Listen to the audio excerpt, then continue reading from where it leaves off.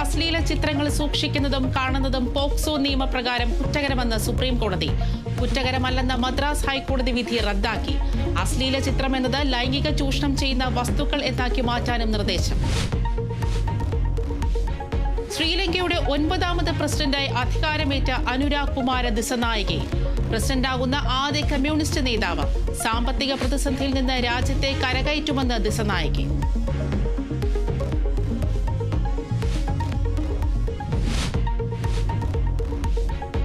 ADGPയെ പരിഹസിച്ച CPI മുഖപത്രത്തിൽ ലേഖനം. Pooram കലങ്ങിയതിലെ report തട്ടിക്കൂട്ടെന്ന് Janayugom. കലങ്ങാതെ കലങ്ങുന്ന നീർച്ചുഴി പോലെയാണ് പൂരമെന്നാണ് കണ്ടുപിടുത്തമെന്ന് പരിഹാസം. ADGP അജിത് കുമാറിനെതിരായ വിജിലൻസ് അന്വേഷണം നീളും. അന്വേഷണത്തിന് 6 മാസം സമയം നൽകി സർക്കാർ.